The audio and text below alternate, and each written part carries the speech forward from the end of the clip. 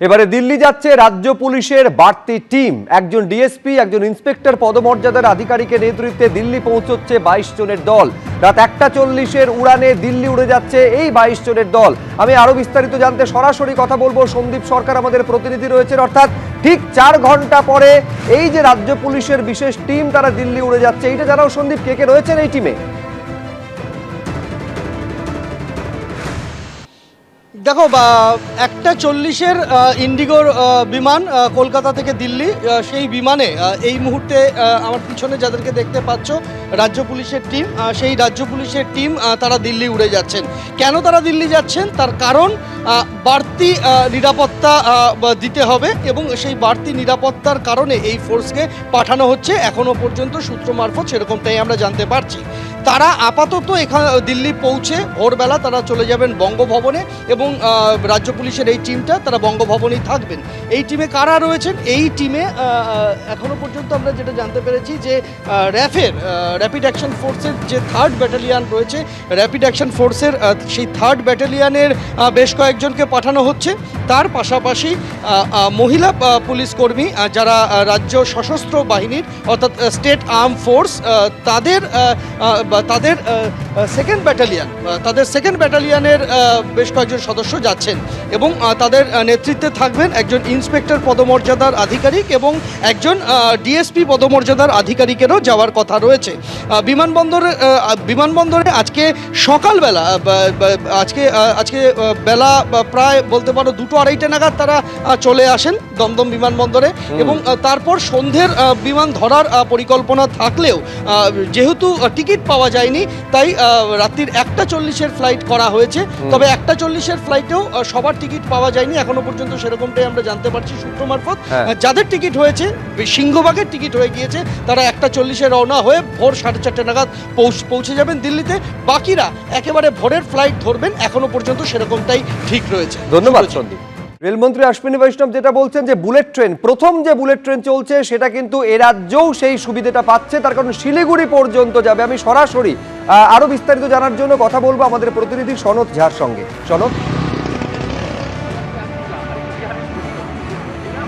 হ্যাঁ, দেখো সুপ্রজিৎ, শিলিগুড়ি বারাণসী যে রেল করিডোর, এক বুলেট ট্রেন সবচেয়ে ফার্স্ট ট্রেন চলবে।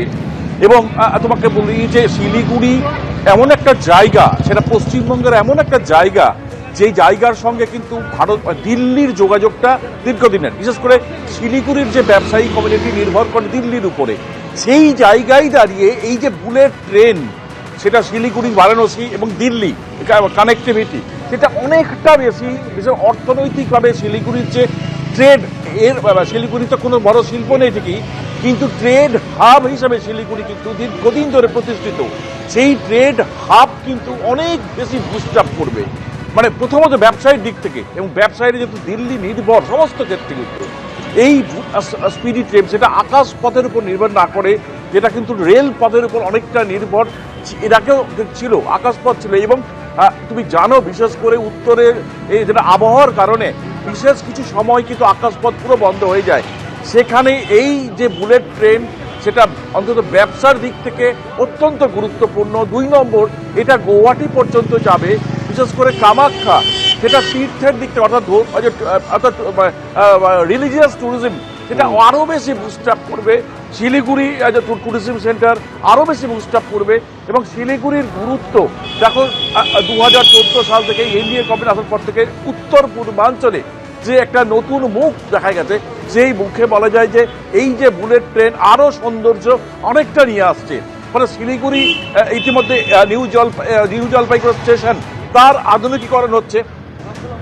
স্বাভাবিকভাবে এই বুলেট ট্রেন শিলিগুড়ির যে অর্থনৈতিক এবং অন্যান্য সেটাকে অনেক বেশি বুস্ট আপ করবে, কোনো সন্দেহ নেই, অনেক বেশি উজ্জীবিত করবে বলে অনেকেই মনে করছেন। আপাতত সনৎ, তোমায় ধন্যবাদ। এবার প্রথম বুলেট ট্রেন শিলিগুড়ি পর্যন্ত যাবে। কেন্দ্রীয় বাজেট পেশের পর জানালেন রেলমন্ত্রী, ভবিষ্যতে এই প্রজেক্ট গুয়াহাটি পর্যন্ত নিয়ে যাওয়া হবে। পশ্চিমবঙ্গেও প্রায় 12টি নতুন ট্রেন পেয়েছে বলে জানিয়েছেন অশ্বিনী বৈষ্ণব। গত 40 বছরে কলকাতা মেট্রোর 27 কিলোমিটার রেলপথ, 2014 সালের পর 11 বছরে কলকাতা মেট্রোর 45 কিলোমিটার লাইন তৈরি হয়েছে।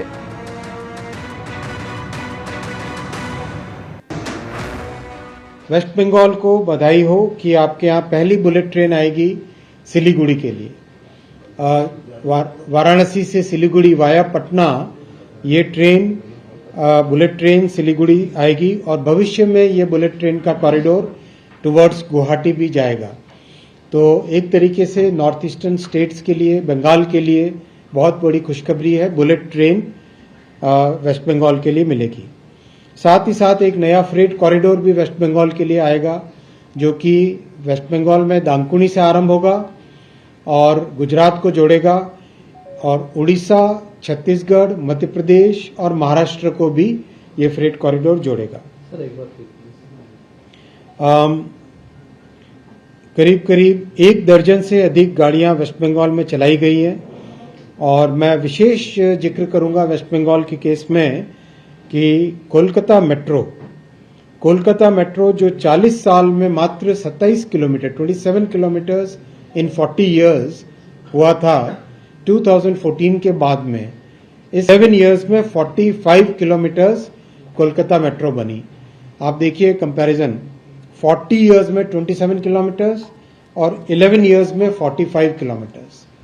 It's a major improvement in the connectivity for West Bengal. हालांकि ये प्रोजेक्ट और भी तेजी से आगे जा सकता है, लेकिन वेस्ट बंगाल गवर्नमेंट की तरफ से हाई कोर्ट का ऑर्डर होने के बावजूद भी चिंगड़ी घाटा में परमिशन नहीं दी जा रही है। वहाँ पे एक बाईपास रोड भी बना दी गई है, हाई कोर्ट ने भी ऑर्डर दिया है, फिर भी करीब 1.5 साल से ज़्यादा हो गया है, लेकिन पश्चिम बंगाल की सरकार की तरफ से काम आगे बढ़ाने की परमिशन नहीं है। एबीपी आनंद एगिए थाके एगिए राखे।